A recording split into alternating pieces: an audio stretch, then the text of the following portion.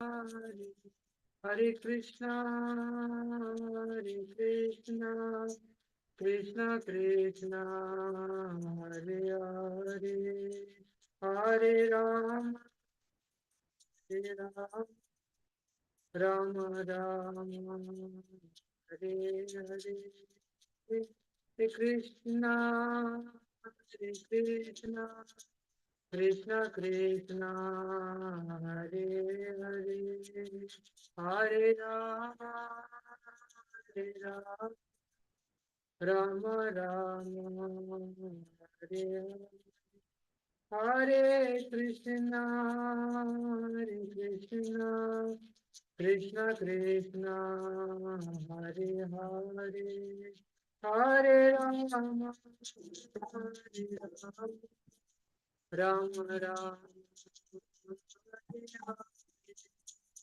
Hare Krishna, Hare Krishna, Krishna Krishna, Hare Hare, Hare Rama, Hare Ram, Ram Ram, Hare Hare, Hare Krishna, Hare Krishna, Krishna Krishna, Hare Hare. Hare Ram, Hare Ram, Ram Ram, Hare Hare.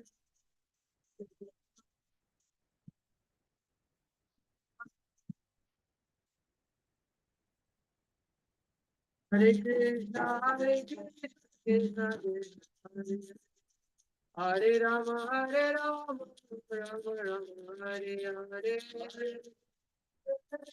Krishna Krishna, Hare Hare, Hare Rama, Hare Rama, Hare Krishna, Hare Krishna, Hare Krishna, Krishna Krishna,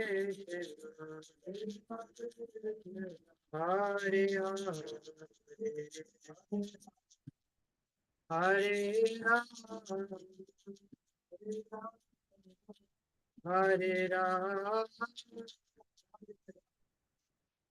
Rama Rama,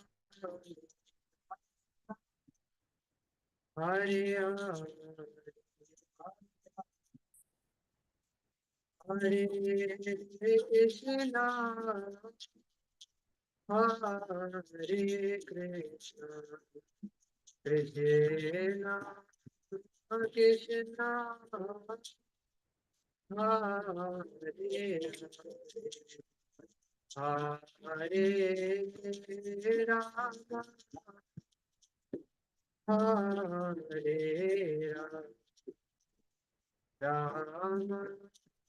Hare Rama, Rama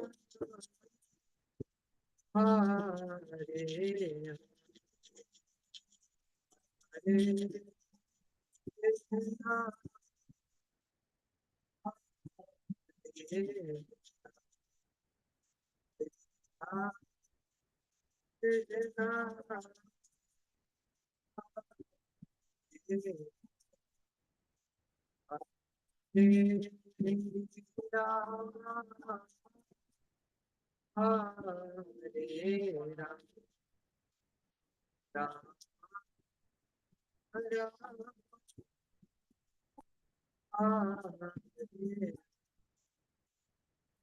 Jaya Prabhupada, Prabhupada Jaya Prabhupada,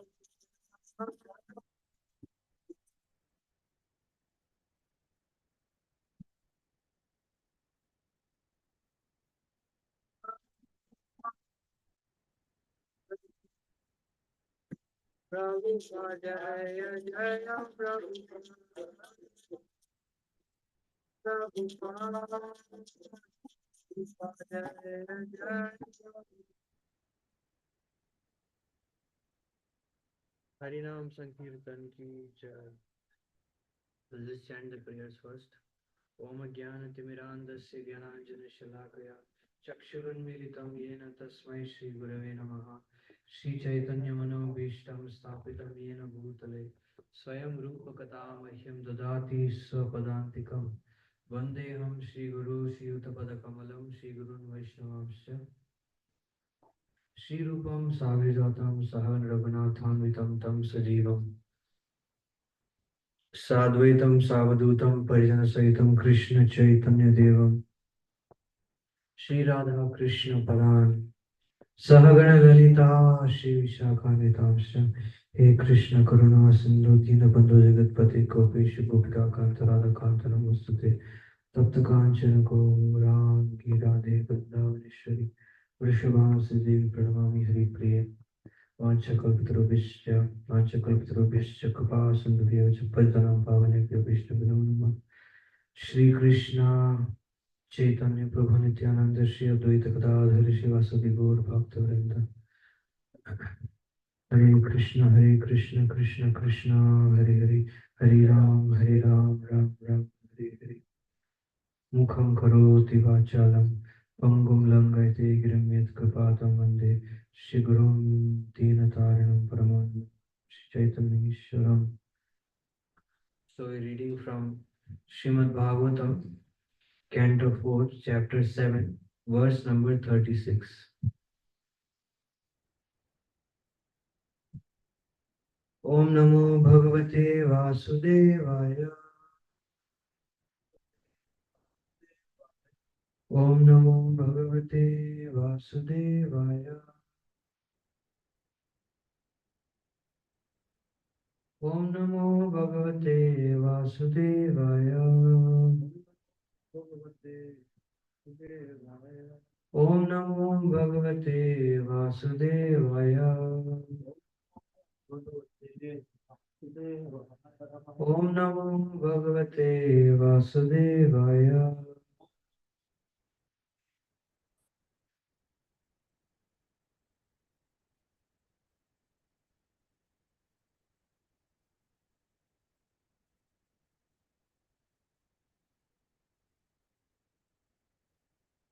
Yajamani Uvacha. Yajamani Uvacha. Swagatam te Swagatam te prasideshatubhyam namah. Swagatam te prasideshatubhyam namah. Srinivasa Shriya Kantaya Trahinaha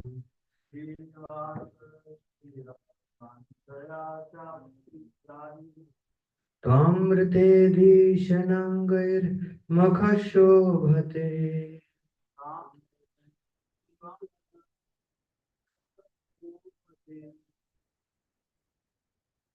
Shirshahina Kabandho Yata Purushaha. Yeah, someone else can.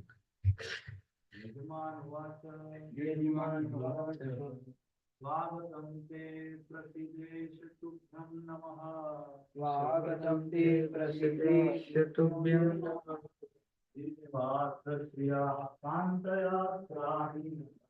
Srinivasa Shriya Kantaya Trahinaha Swamrate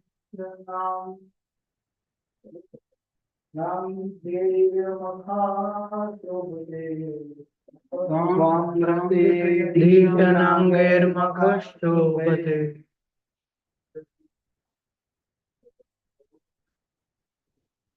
Shirshahina Kabandho Yata Purushaha.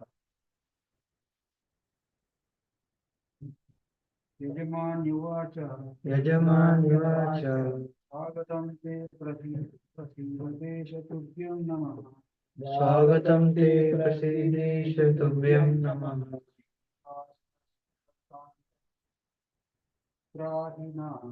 Srinivasa Shriya Kantaya Trahinaha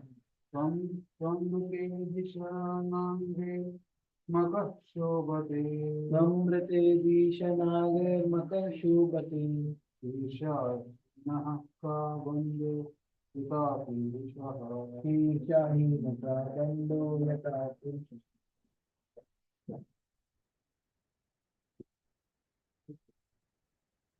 Translation, sorry, word to word.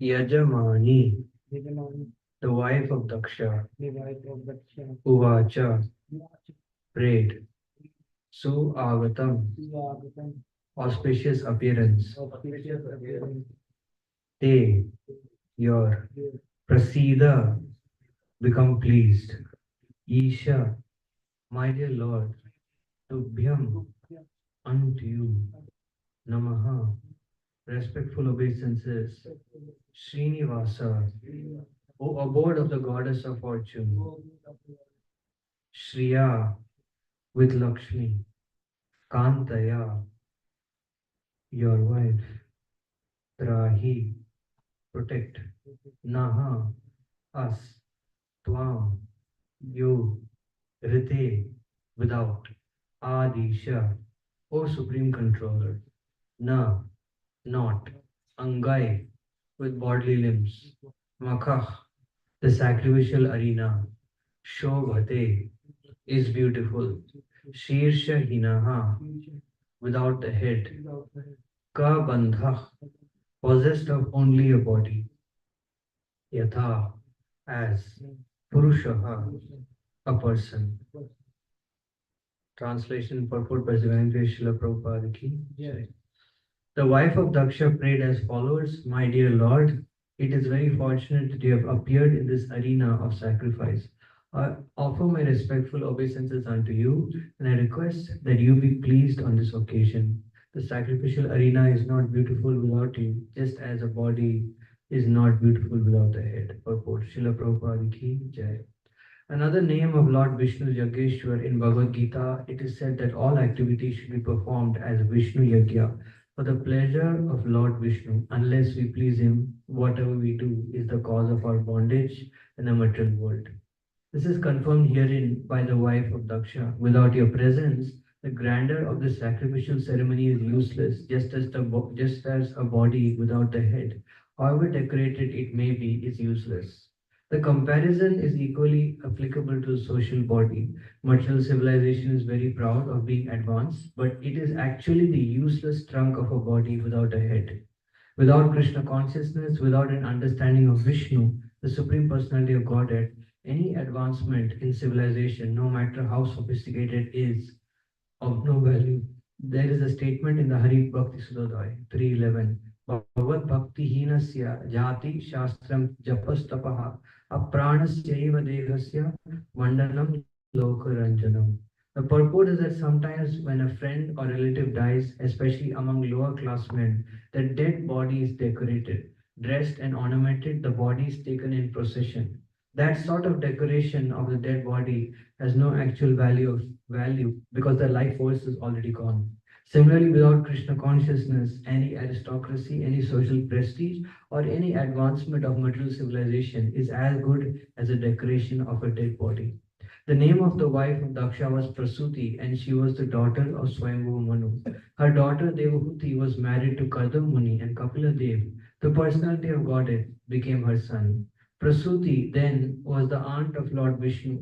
She was asking the favor of Lord Vishnu in an affectionate mode. Since she was his aunt, she thought some special favor. Also significant in this verse is that the Lord is praised with the goddess of fortune. Wherever Lord Vishnu is worshipped, naturally there is the favor of the goddess of fortune. Lord Vishnu is addressed as Amrita, transcendental. Demigods, including Brahma and Lord Shiva, were produced after the creation, but Lord Vishnu existed before the creation. He is therefore addressed as Amrita. Lord Vishnu is worshipped with his internal energy by the Vaishnavas. Prasuti, the wife of Daksha, implored the Lord to turn the priests into Vaishnavas instead of simply fruitive workers performing sacrifices for some material benefits. Again, Om Jnanatimirandasya Jnananjana Shalakaya Chakshurmilitam Yena Tasmai Shri Gurave Namaha.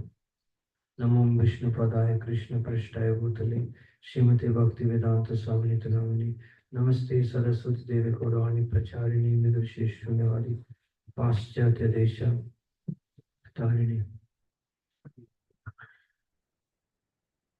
Again, translation, the wife of Daksha prayed as follows: My dear Lord, it is very fortunate that you have appeared in this arena of sacrifice. I offer my respectful obeisances unto you and request that you be pleased on this occasion. The sacrificial arena is not beautiful without you, just as a body is not beautiful without the head. So I beg the blessings of everyone, especially this Kishore Prabhu, so that I can speak something in a humble mood in order to gain the blessings of the Vaishnavas. So not I'm not at all qualified to speak. I have no good qualities, but I am praying that I can do this as a sadhana and I can make some spiritual advancement, some tiny spiritual advancement.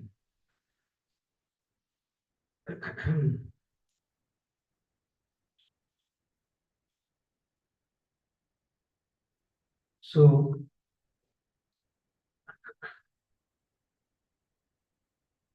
it is mentioned in Bhagavad Gita.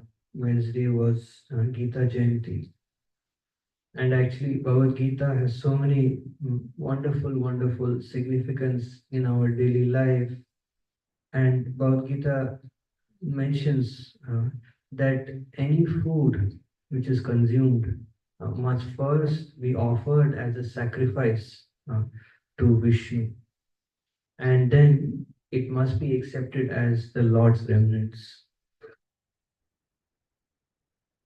There is a wonderful verse that Srila Prabhupada used to recite. Prasade sarvadukhanam anir hasyobhajayate prasanna chetaso hyashu buddhi paryavatishtate.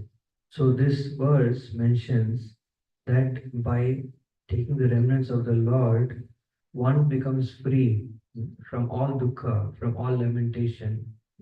And what happens is his mind becomes fixed at the lotus feet of the Lord. The Lord is the only supreme. The Lord is the only worshipable personality in all the material and spiritual worlds. So, unless the mind is absorbed in thoughts of the Lord or thoughts relating to the Lord's service, it is not possible for one to be fixed in mind. Otherwise, the mind uh, goes into the stage of either hankering or lamenting. So it's very important for every devotee to recognize this point that the mind is the most important aspect of devotional service. And in order to engage the mind in devotional service, we have to do whatever is required. And the primary process for engaging the mind is hearing and chanting the glories of the Lord continuously in the association of devotees. And in order for us to do that, for the mind to be in a condition to do that, to always be inclined to hear and chant the glories of the Lord, the requisite is Thnadapi Sunichena Taror Api Sahishnuna Amanina Mandena Kirtaniya Sadahari. So this is actually the heart of sacrifice. Gopi Padakam Layor Dasa Dasanu Dasa. So the mood of the servant of the servant of the servant is actually the life of sacrifice. So the sacrifice recommended in this age is the chanting of the holy name, especially congregationally, and of course spreading the glories of the Lord. But just as Srila Prabhupada's extraordinary example demonstrates, his life actually demonstrates that how at every moment we can see. There's a founder Acharya book actually published, which is actually the life of Srila Prabhupada, and how much specifically Prabhupada, how much trouble he took to actually establish this movement to push the mission of the previous acharyas. So in that we see that Srila Prabhupada is constantly trying to take the humble position in order to serve the mission of Sri Chaitanya Mahaprabhu. Srila Prabhupada was never interested in being the head or being the founder or the acharya. Srila Prabhupada just wanted the movement to continue. So this sacrifice is mode of sacrifice is very, very important. Actually, of these things, becoming humbler than a blade of grass, being more tolerant than a tree, giving all respect to others and demanding none in return. Of course, the most difficult is actually not to expect any respect, and that is a very high platform, very, very high platform. But this tolerance is very, very powerful. When we are in a situation, difficult situation, and we tolerate, tolerance does not specifically apply only to other devotees or specific situations, but tolerance also applies to our own mind, our own senses. So the more and more we can tolerate difficult situations, provoking situations, and just continue our service, understanding and having full faith in the Lord's mercy. And that's the purpose of Srimad Bhagavatam class. The purpose of Srimad Bhagavatam class is to feel the glories of the Lord, is to have deep faith in the qualities of the Lord, actually the qualities of Krishna. And based on that faith, we act in our Krishna consciousness, understanding that the Lord knows the heart of the heart, knows the inner core of the heart. More than anyone else, Krishna is our dearmost friend. Because Krishna can understand the thought behind the thought, the mood behind the mood, the intention behind the intention, that why we're doing what we're doing. Krishna understands very well. So we can be 100% convinced that Krishna will be merciful to us in course of time, without any doubt. Because Krishna is very grateful. And what to speak of grateful, Krishna always gives us or responds in a way which we cannot even imagine. Like for example, just if we just reflect on our life today, that we are only trying to engage in the principles of pure devotional service. We are only desiring consciously, we're only desiring, we're only praying for that every day. And we are always in the association of devotees. Isn't this amazing? Isn't this wonderful? Even to be in this kind of situation, despite having all the anarthas, despite having all the problems, just to be in this situation itself is a great blessing. Is a great blessing. And if we can continue in this situation with more and more determination, then for sure there is no doubt that we will come closer and closer to the reality. I mean, closer and closer to our aspiration. So, this is the mode of sacrifice. The mode of sacrifice is this humble mood that we want to offer everything to Krishna. In the offer everything to Krishna as the humble servant of his devotees. Actually, recently I was just, some days ago, I was just reading Prahlad Maharaj's prayers. And what was really astonishing to me is that Prahlad Maharaj is a 5-year-old boy. I mean, is Prahlad. At that time, he was a 5-year-old boy. And Prahlad was repeatedly, Hiranyakashipu tried to kill him. So he was in a near death situation.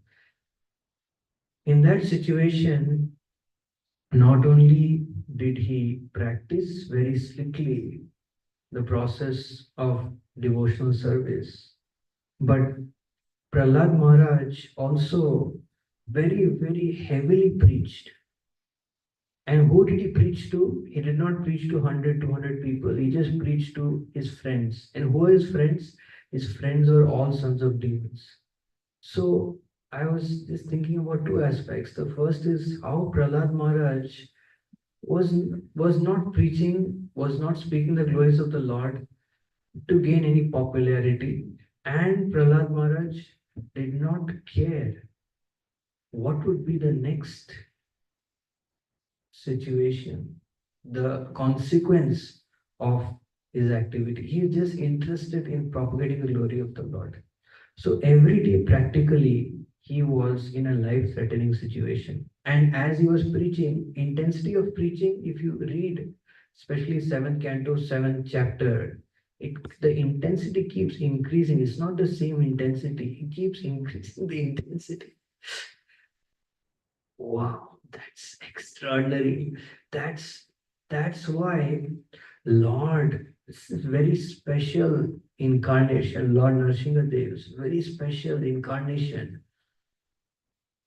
And now we glorify in every, we don't sing the prayer to any other incarnation.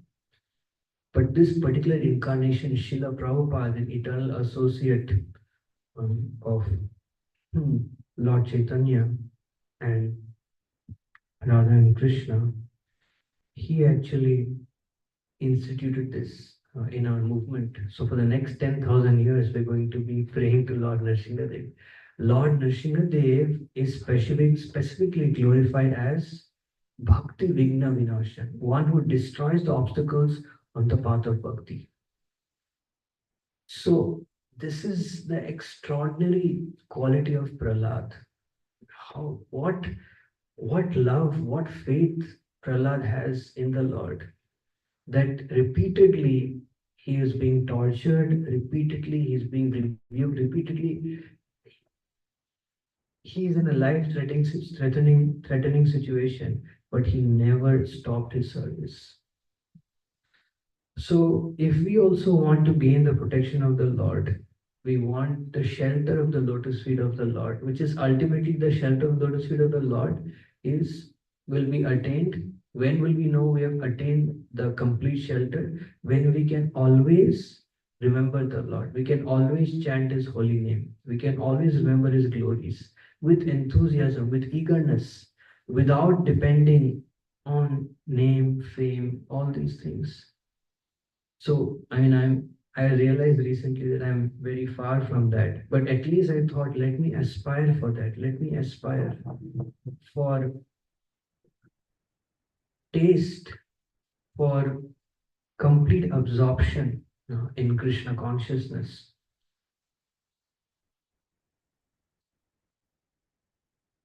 So Prabhupada is saying in the purport continuing that how the trunk or the essence of any body, whether social body, family body, or any even our own life, the essence is Krishna consciousness. And then Prabhupada says an understanding of Vishnu. Understanding is very, very important. So more and more our understanding of Krishna consciousness becomes more and more and more and more deep, more and more naturally, we will start aspiring for that thing. One time, one great devotee told me that internal progress takes a lot of time. Now I understand why he said that.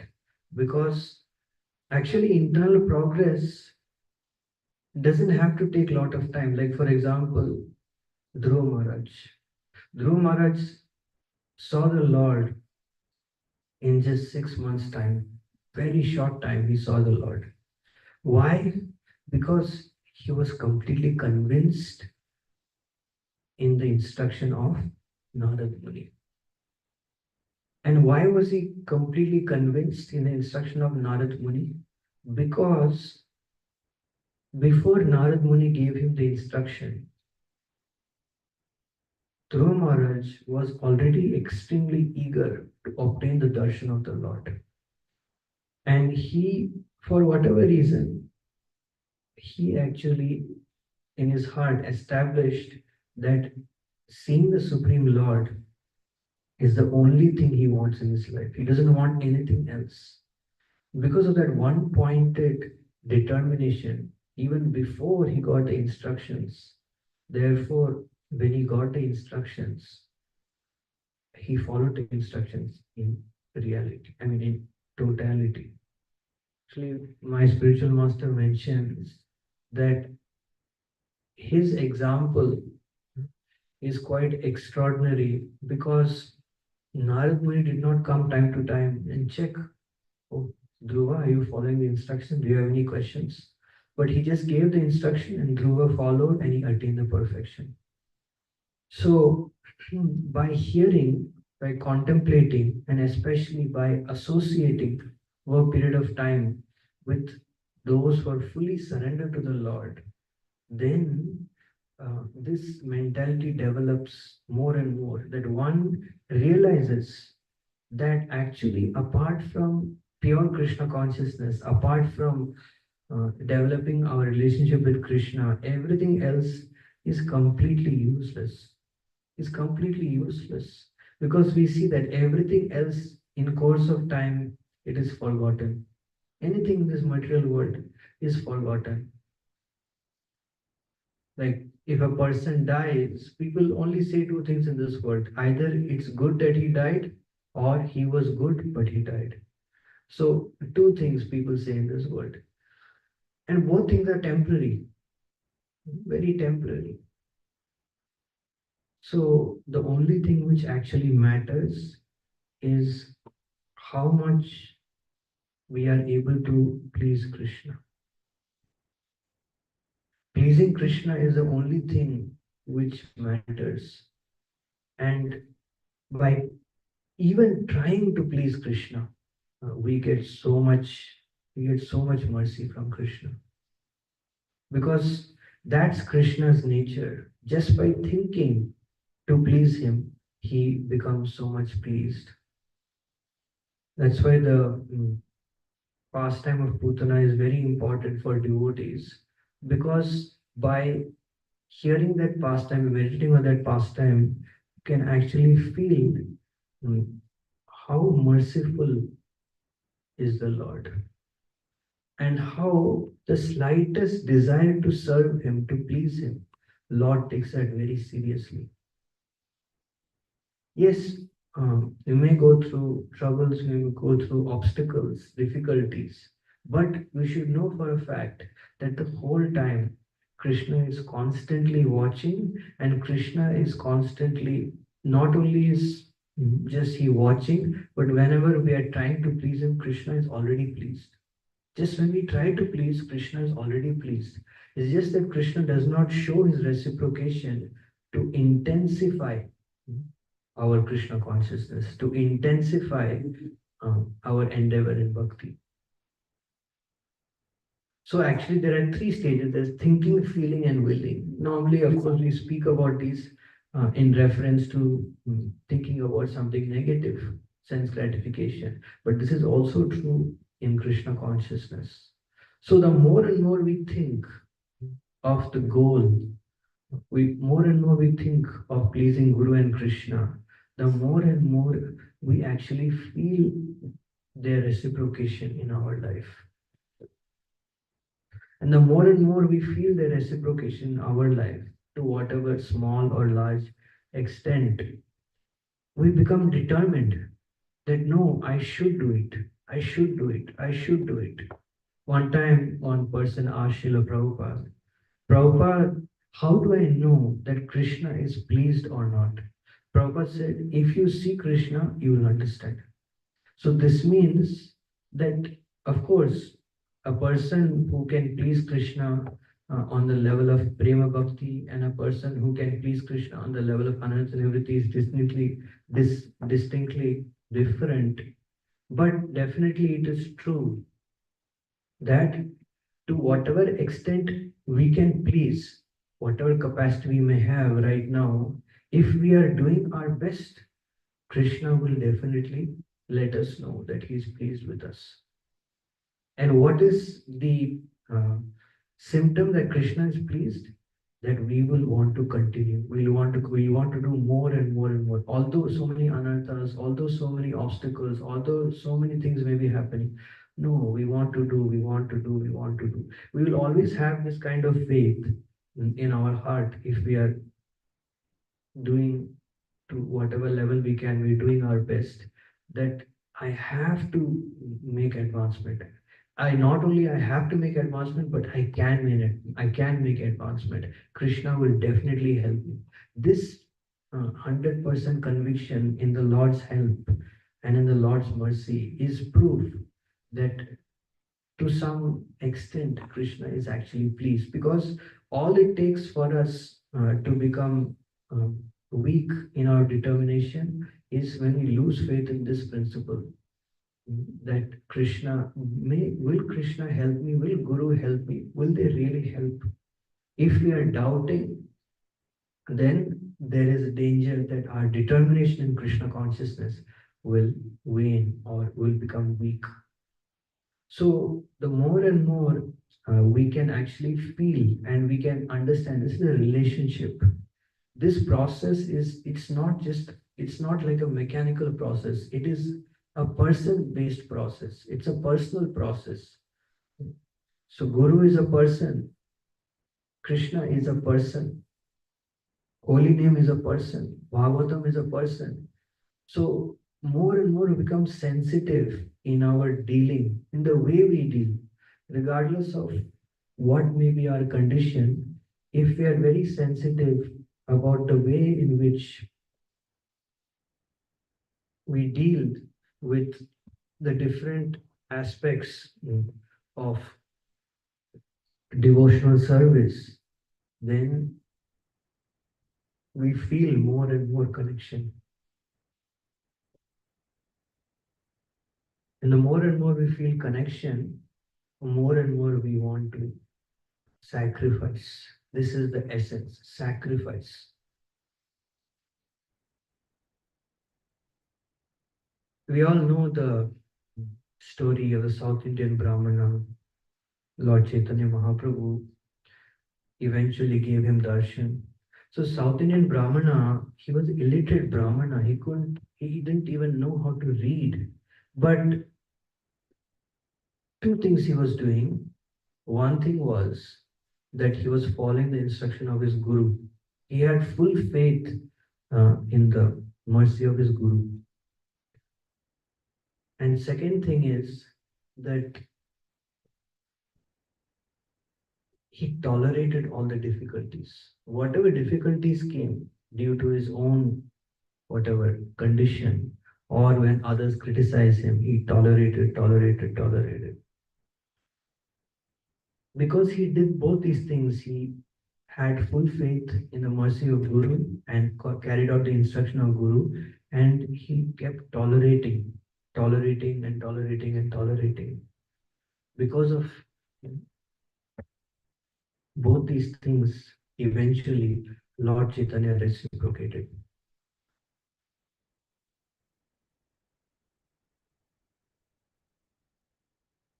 So this tolerance is very powerful in bhakti. Shivas Thakur and Shivas Thakur's family, they actually tolerated when their son left the body in the presence of Mahaprabhu, in the midst of Mahaprabhu's kirtan. They tolerated the intense fire of lamentation because it's natural. It's natural for even a pure devotee, because a pure devotee sees anything and everything as part and parcel of Krishna. So like one time Srila Prabhupada was told that one devotee actually left the movement and Prabhupada started crying.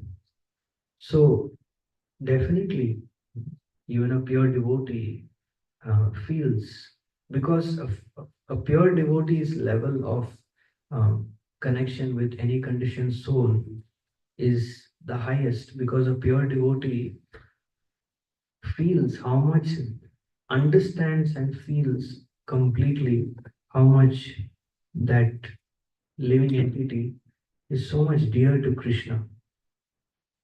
So, on that basis, a pure devotee um, feels that, oh, such and such living entity is so much dear to Krishna. So, how much he must be suffering in his lack of connection with Krishna. So, Srivas Thakur tolerated, even though it was such a difficult situation, he tolerated. And because of that, what Mahaprabhu said? Mahaprabhu said, Srivas,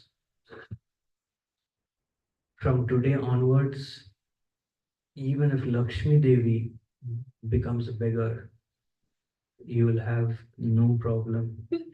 And then the next statement he made is most extraordinary. He said, Shivas, from today onwards,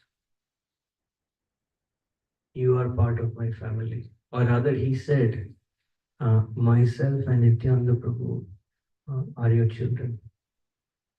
So that is the power, that how much grateful is the Lord. In the practice of bhakti, um, we may look for so many things, but ultimately what we want in bhakti is feeling.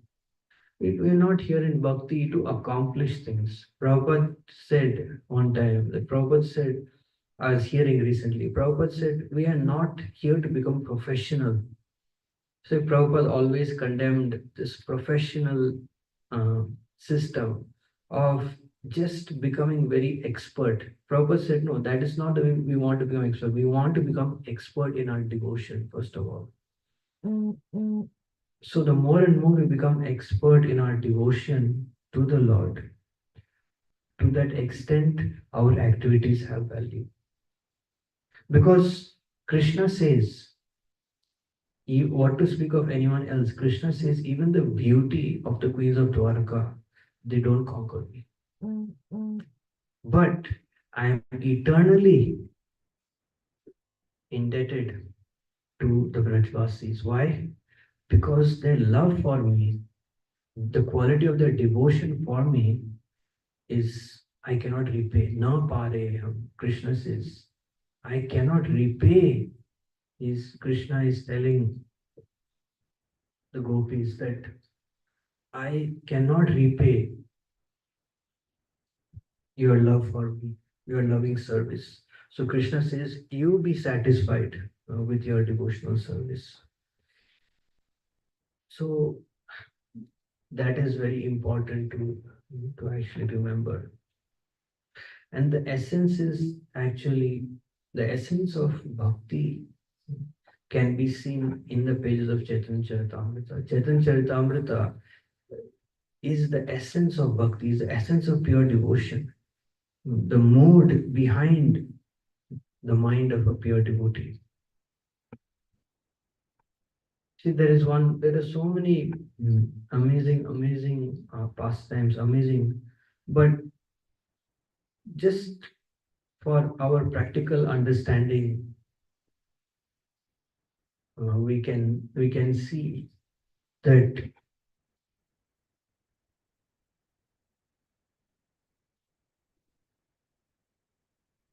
Shyamananda Pandit, who is a great devotee, one of our great acharyas, Shyamananda Pandit was doing the service of sweeping Seva Kunj. And Seva Kunj is in those days was not like a temple, but Seva Kunj was a simple area, simple ground. and he was sweeping every day. Just think about it. What must have been the quality of his thinking? What must have been the quality of his feeling? And what must have been the quality of his willing, his determination to get the mercy of Radharani?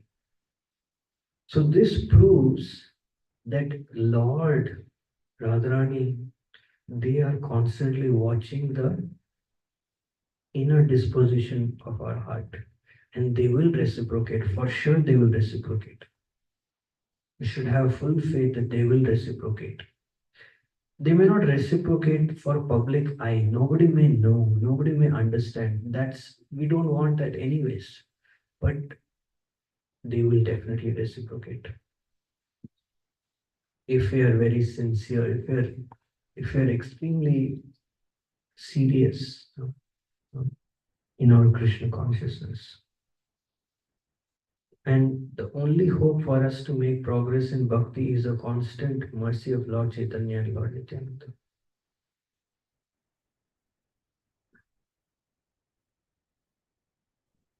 There's another very important last aspect of sacrifice that our acharyas teach.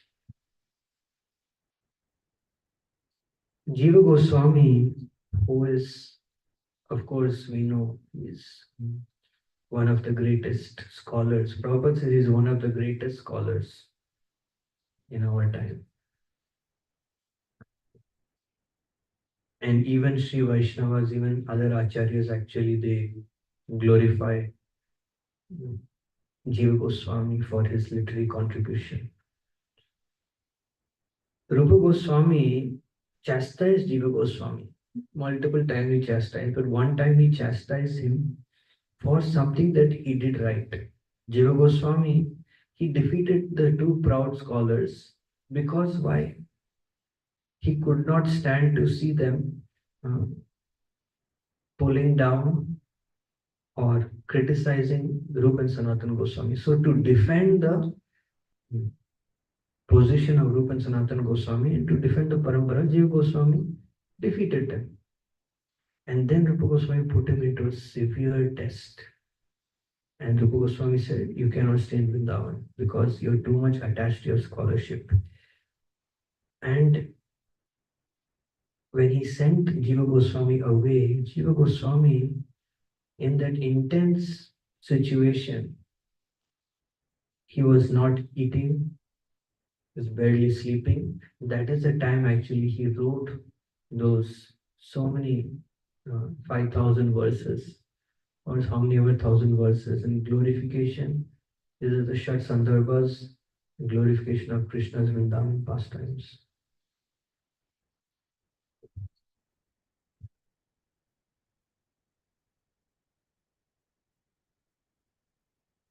This is extraordinary. And Rupa Goswami specifically put Jiva Goswami in this very difficult situation. Why? To glorify him. To glorify his devotion, to glorify his Guru Bhakti. And to show in the future that how our acharyas, they not only know how to give classes, they not only know how to do all these things, but they know how to face the fire of the test, fire of provoking situations. So many times Guru and Krishna may put devotees who are very dear to us in as a, make them as an instrument for our our you can say quote unquote agitation. Like they may put us into agitating situations. That is simply to make us more and more capable, more and more uh, ready for practicing pure devotional service in all circumstances. I'll just end with this. His Grace Mahatma Prabhu mentioned this very nice point that he said that this is Prabhupada. Prabhupada said, sometimes the Guru may speak sweet words And sometimes the Guru may speak words like a thunderbolt. But Mahaprabhu added very beautiful reflection. Mahaprabhu said that Guru's heart is always like a rose. He may speak words as hard as thunderbolt, or he may speak sweet words, but Guru's heart is always as soft as a rose. He always wants the best for us. So we should know this for a fact, 100%, like million% for sure, that if we are trying our best to perform pure devotional service, then for sure Guru is constantly helping, Krishna is constantly helping, because Prabhupada said no material situation can stop our advancement in bhakti. No one, nobody, no situation. So we are definitely under the full protection, best protection of spiritual master, of Krishna, when we are trying to perform sincerely pure devotional service. And nobody can cheat us. It's just a matter of time, just a matter of time. And why does Krishna put us through difficult time? So that we can tolerate the good times. Because when we are in the good times, that is the main time that we forget to take shelter, we forget to give credit, and then we may become absorbed in enjoying our devotional service, enjoying and trying to get name and fame from it. And that is the most dangerous thing. So, in order to deepen our devotion and deepen our grounding in pure devotional service, Krishna puts us through difficult times. Actually, Mahaprabhu shared one more amazing realization. Recently went through a very intense surgery. So he said that at one point, as he was coming back to consciousness, he saw everything that happened in his life. And he said one of the things which happened is was extreme maltreatment, extreme, you can say whatever. I don't want to add any adjectives, but extreme maltreatment. So he said he felt so strongly. He said he spoke to Krishna or something he did not exactly reveal, but he mentioned that how that was so much important. He got the realization that that was so important for him to come closer to Krishna, and that is his realization. So I thought that was also very heart touching. That, that so if we surrender to Krishna fully, we have a desire to serve Him without absolutely any preconditions, or we don't have any expectations from Him, then for sure we will never be cheated. And for sure we will attain pure devotional service very quickly if we have this intense desire. And if we are sincerely endeavoring to whatever limit we can, we are endeavoring for sure. How can I say this? I'm not saying this from my own experience, but I'm seeing devotees around me, that how much they are dear to the Lord. They're so dear to Krishna. Their bhakti, their chanting, their hearing, they may not realize, but I can realize that wow, this is devotees are so extraordinary. So I would like to end here. Please forgive me if I spoke anything wrong or inappropriate. Hare Krishna.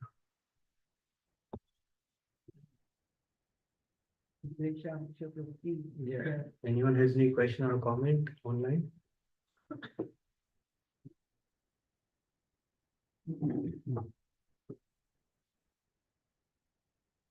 Okay, we will end.